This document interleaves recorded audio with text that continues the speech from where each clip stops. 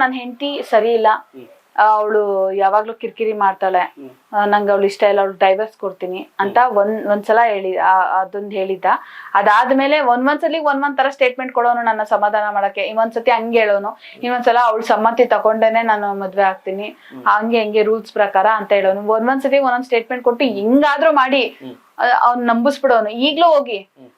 ಈಗ್ಲೂ ಮೊನ್ನೆ ರಿಲೀಸ್ ಆದಾಗ ಏನ್ ಸ್ಟೇಟ್ಮೆಂಟ್ ಕೊಟ್ರು, ನಾನ್ ಮಾಡೇ ಇಲ್ಲ, ಹಂಗೆ ಆತರ ಸ್ಟೇಟ್ಮೆಂಟ್ ಕೊಟ್ರು. ಸೊ ಆತರ ನಂಬ್ಸೋಕೆ ಯಾರನ್ನೇ ಆಗ್ಲಿ ನಂಬ್ಸೋಕೆ ಪ್ರಯತ್ನ ಮಾಡ್ತಾನೆ ಅವನು.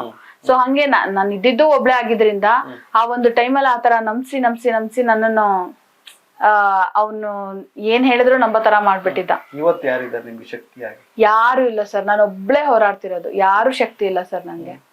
ನಮ್ಮ ವಿಜಯವಾಹಿನಿ ನ್ಯೂಸ್ ಚಾನೆಲ್ನಲ್ಲಿ ಪ್ರಮೋಷನ್, ಜಾಹೀರಾತು, ಅಡ್ವರ್ಟೈಸ್ಮೆಂಟ್ ನೀಡಲು ಸಂಪರ್ಕಿಸಿ 9535808456.